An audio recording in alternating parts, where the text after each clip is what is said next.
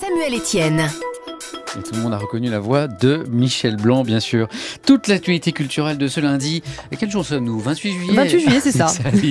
D'abord, une très bonne nouvelle, en tout cas pour les fans de l'univers des films de Mad Max, dont je suis. Mad Max, vous savez, la trilogie avec Mel Gibson, ce futur apocalyptique où des hordes de sauvages se battent pour de l'essence. Eh bien, voilà le 4e épisode. Enfin voilà, c'est pas pour tout de suite, mai 2015.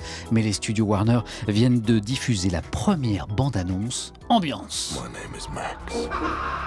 My world is fire and blood.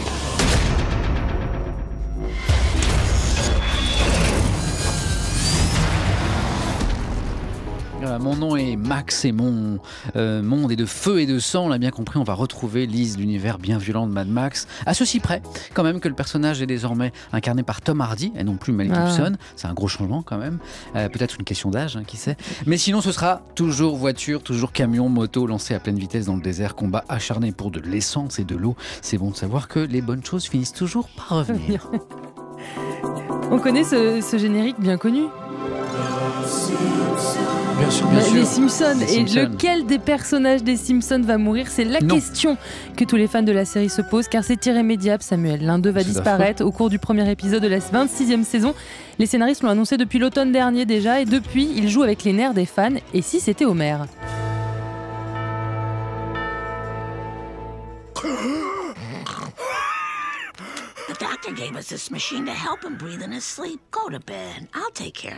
Et dans cet extrait, on voit donc Marge qui vient en aide à Homer, qui est à moitié en train de s'asphyxier dans son lit, qui se débat donc avec un masque à oxygène.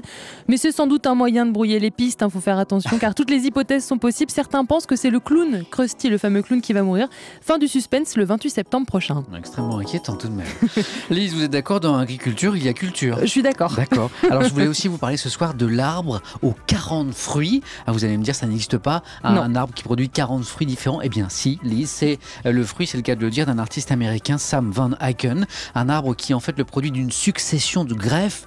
Il en existe actuellement 16 arbres aux 40 fruits qui sont exposés dans des musées, dans des collections privées à travers le monde. Alors pendant une grande partie de l'année, il ressemble à n'importe quel arbre, mais au moment de la floraison, c'est magnifique, c'est un feu d'artifice de couleurs vraiment. Allez voir sur internet, tapez arbre aux 40 fruits, vous verrez, c'est très beau. Et puis au moment de la récolte, eh bien vous avez sur le même arbre, eh bien pêche, cerise, nectarine, amande, abricot, prune.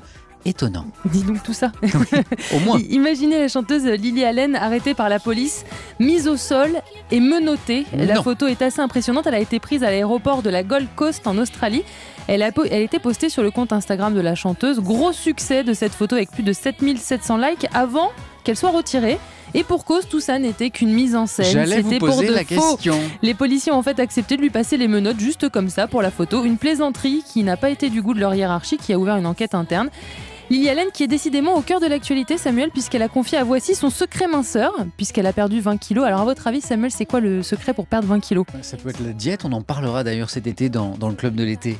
Belle transition, mais non, elle a arrêté de faire des vrais repas et elle se contente de manger des chips accompagnées d'une vodka avant de monter sur scène et d'une bière après.